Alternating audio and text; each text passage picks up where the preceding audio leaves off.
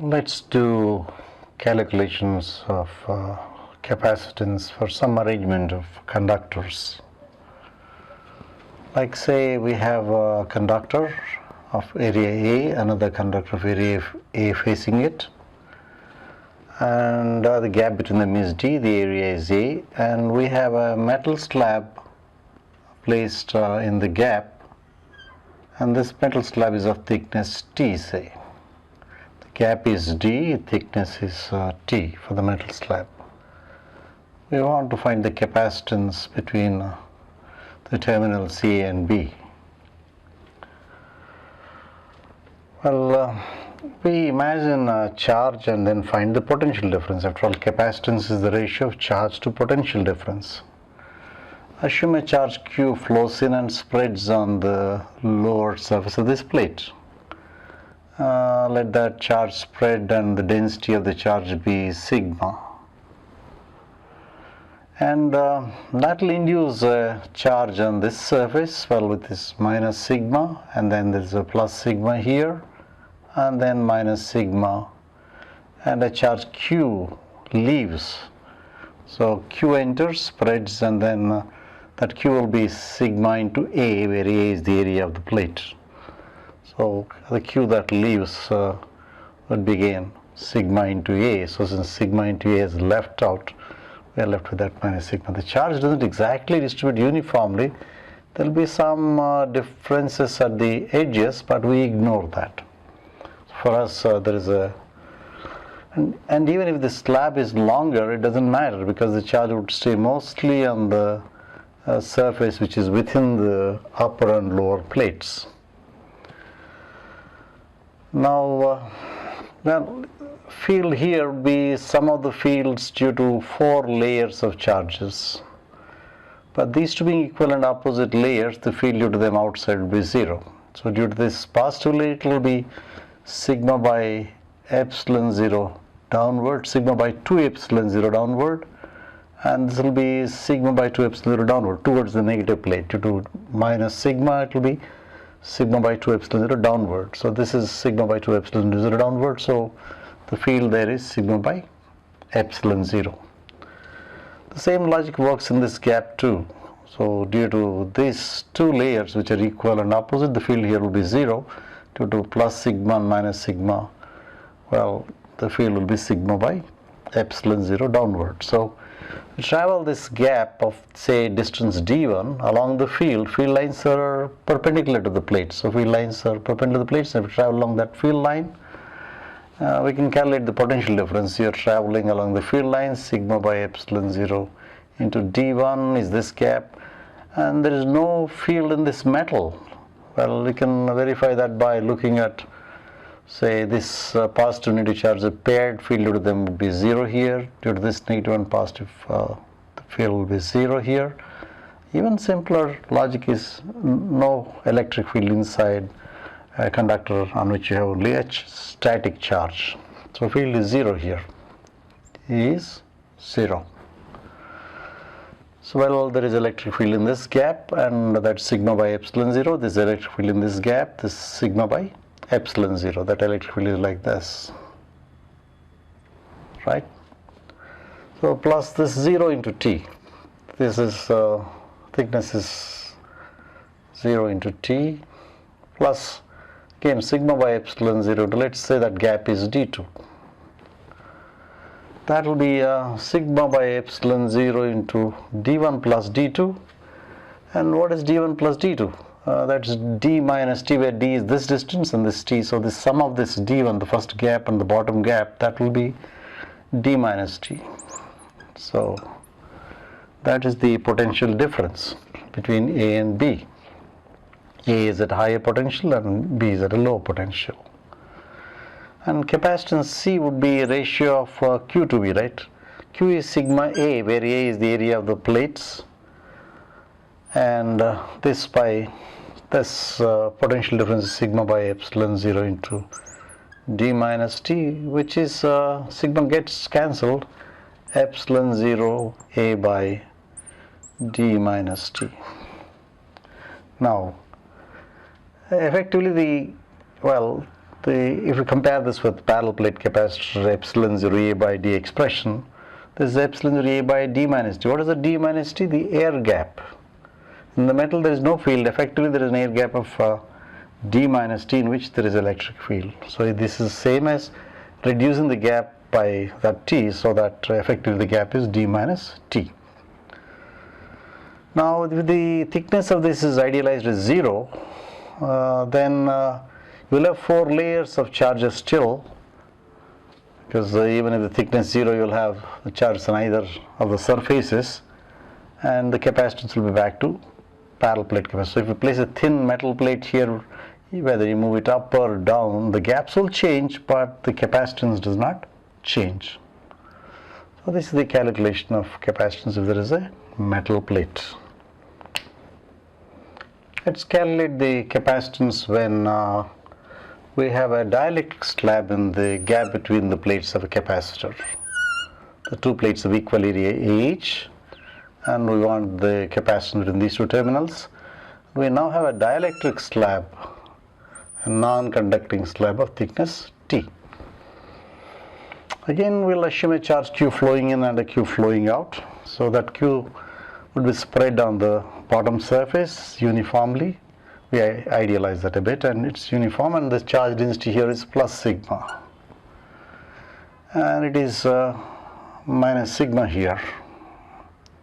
The charge is sigma A. Sigma A is flown in, sigma A has flown out of this terminal.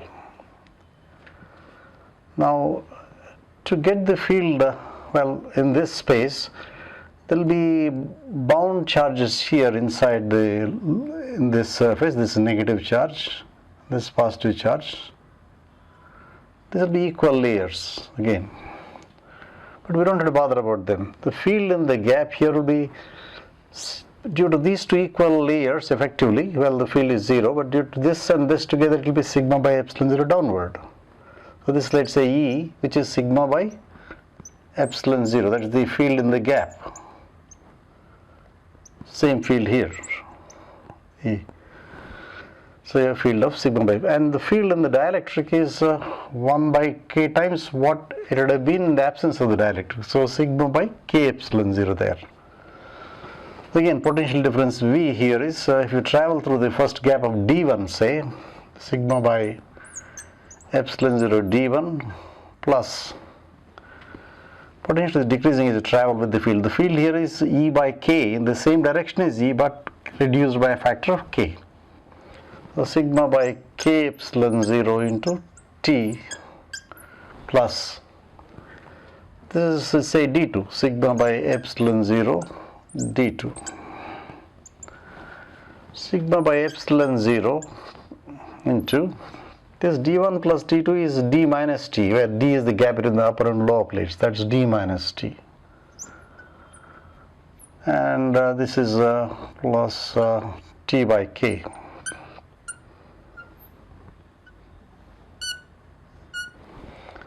That's it. And so we get the potential difference. And capacitance would be a ratio of charge to potential difference, and charge is sigma A, right? And that's the potential difference. We'll do a little manipulation, take LCM of K into D minus T plus T there. That K comes out sigma by K epsilon 0 into K into D minus T plus T.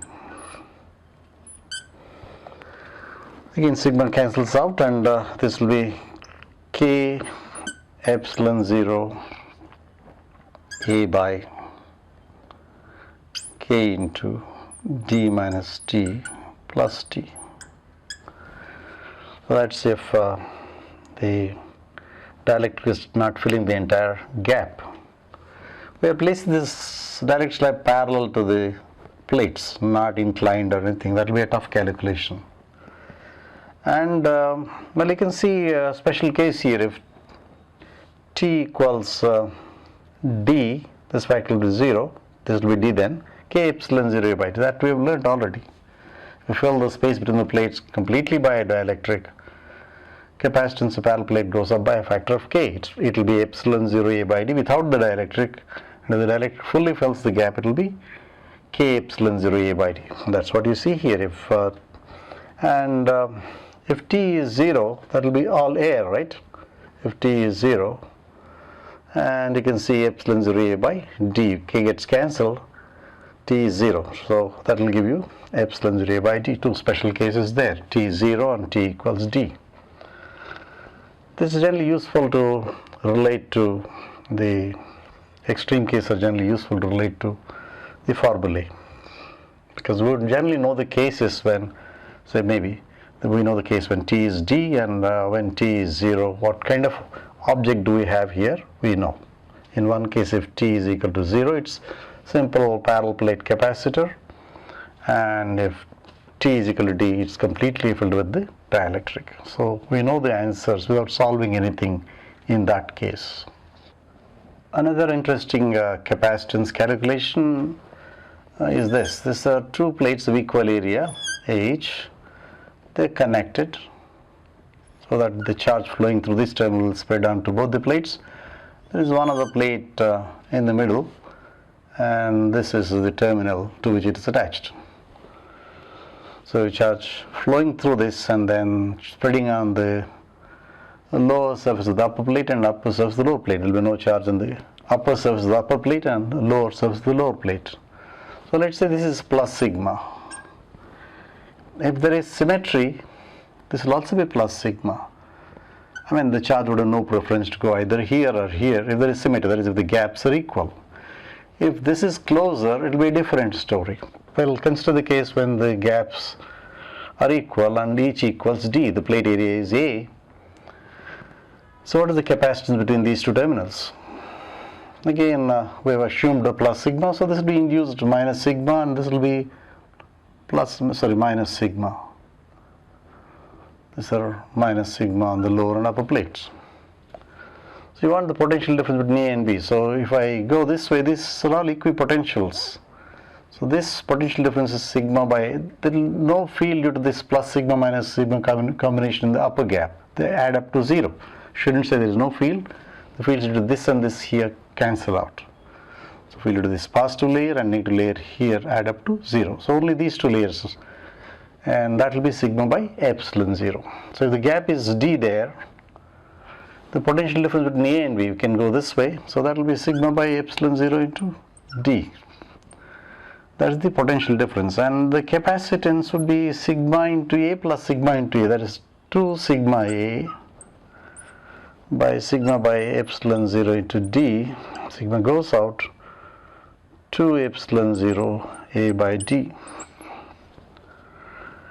We will arrive at this result in an entirely different way later on, but for the time being this will be alright. Consider a situation like this. The gaps are not equal now. So the charge flowing in would distribute unequally. Let's say this is plus sigma 1 and this is plus sigma 2.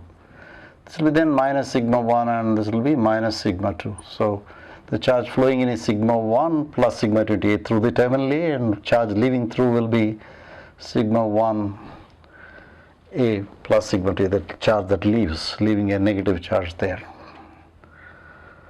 Again, the field due to these two here would be 0. So we have some extra work to do here. The charge stored is sigma 1A plus sigma 2A, charge that is flown in, right? And the potential difference here we can get as sigma 1, this is plus sigma 1 and minus sigma 1. The field due to them will be this way. This is, say, E1. And the field here is, say, E2. This is field E2. E2, the field in this gap due to the positive and negative layers here would add up to 0. So field here essentially is due to these two layers, and field here is due to these two layers, and the E1 is due to these two layers and E2 is due to these two layers, because field outside would add up to 0.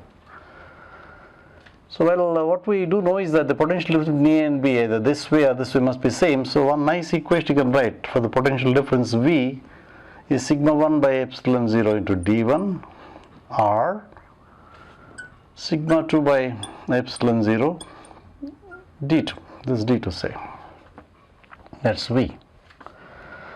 We get sigma 1 sigma 2 ratio here, that is sigma 1 by sigma 2 we find from here is d2 by d1, right? Where gap is less, the charge density would be greater there. Fine, right? If the gap, this gap is less, E would be stronger and charge density would be greater, and this gap would be smaller. Now C is Q by V, right? Q is sigma 1A plus sigma 2A. That by V, one of these two. So sigma 1 by epsilon 0 into d1. You can put one of these two. We're going to eliminate this sigma 2. Sigma 1A plus what is sigma 2? Well, sigma 1 d1 by d2. Sigma 1 into d1 by d2. That divided by sigma 1 by epsilon 0 into d1. That would be our, well, capacitance. Now you can see sigma 1 eliminating there. Sigma 1, there's A here. Sigma 1 gets eliminated here, so we got epsilon 0 going up to the numerator, so epsilon 0 A comes out common. d2 plus d1, take the LCM, d2 plus d1 by, well, d1, d2. That's it. Well, if d1 is equal to d2, you get the previous case, right? 2 epsilon 0 by d we got earlier. In that case, if d1 is equal to d2, sigma 1 will be equal to sigma 2. That's what we saw earlier.